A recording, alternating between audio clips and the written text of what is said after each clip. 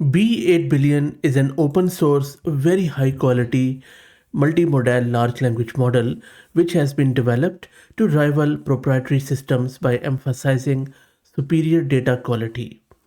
This model is trained on Honey Data 15 million dataset, which is a massive supervised fine-tuning dataset containing around 15 million samples. In this video, we are going to install this Bee-8 billion and we are going to test it out on various benchmarks. This is Fahad Mirza and I welcome you to the channel. Please like the video and subscribe and consider becoming a member as that helps a lot. Before we start installation, let me give you a very quick overview of this model. So this model is all based on this Honey data set, which is around 15 million, and the data set is the key here. That is the secret sauce. It integrates a dual level chain of thought reasoning approach, which means a short and long reasoning path to enhance the model's ability to handle complex cognitive tasks.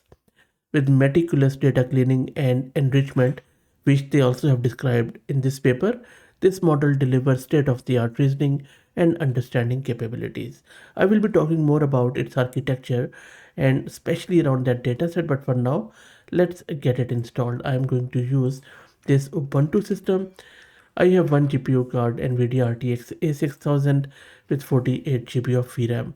If you are looking to rent a GPU or VM or CPU on very affordable price, you can find the link to mass compute in video's description. Next, let's install all the prerequisites, which is primarily torch and transformers. And while it installs, let me also introduce you to the sponsors, who are iGent, that is the world's first multi-agent workforce desktop application that empowers you to build, manage, and deploy a custom AI workforce. Okay, so let's wait for that to install. Meanwhile, let's talk about this data pipeline, which I believe is the silver bullet behind this model. So this HoneyPipe is a transparent open source data curation pipeline designed to build and refine high quality data sets such as Honey Data 15 million. It systematically filters out noisy or low value data and enriches the remaining samples through structured reasoning augmentation, including dual level chain of thought enhancements. Built on a framework called Data Studio, HoneyPipe provides an adaptable and reproducible method for dataset creation that allows researchers to trace, audit, and replicate the data preparation process.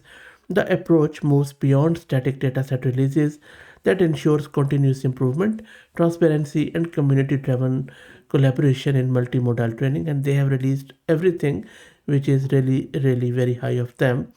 And just on that note, I covered Quen 3VL model recently, and they have also promised to release everything around dataset sometime November this year. So let's wait. Okay, let's go back in our terminal. And now let's launch our Jupyter notebook. So first up, let's download the model. And the model is being downloaded. And you can ignore these warnings. There are 4 files of it. Okay, so the model is ready. Let's do the inference. So in this code, all I am doing, I am simply loading an image from my local system, and then I am giving it this image. Plus, I'm asking it, is this car violating any traffic rules? If yes, which one? We are encoding the input, model is generating the output, and we are printing it out after decoding. Let's run this. And the model has responded, but you can see it has responded in English, which is, of course, I can't really tell what is happening. Or maybe it has thought in English, I actually didn't check. So anyway, so we will let it think in Chinese. But it is saying to determine if the red car is violating traffic rules, we analyze key elements. Let me display that one here too. It is talking about line markings and driving behavior. And it says that line marking the double yellow lines, traffic signals and general behavior. The traffic lights in the distance show green. This is green. This is very impressive. Meaning vehicles are allowed to proceed. And it says the red car is not violating any traffic rules, based on visible element. Now, if you look here, it says the double yellow lines opposing traffic flows, one way for each other. The red car is positioned within its designated lane, not crossing the yellow lines. And it is maybe trying to, turn on the other side of road. Anyway, let me know what do you think. If you think this is good or not. And I think this is right hand side driving, I believe. Anyway, let's check out one more road rule. And now I have given it this image. Again, all images are AI generated. While it generates it, let's check the VRAM consumption. So consuming over 18 gig of VRAM. Okay, so, and it takes a bit of a time, by the way, to come back. Anyway, there you go. So it has thought in Chinese, and it says, again, traffic light status, car position, and it says the car is violating the traffic rule, stopping at a red light, which is pretty good. Okay, let's do one more. I'll just change it to 2, and then let me run this. This is again another AI generated image. This is a no U-turn. I know it is not a perfect image, but we just want to see if the car is trying to do the U-turn or something. Let's see what model says. There you go. This time model is quick. It's all loaded. It says yes, it is violating the traffic rule.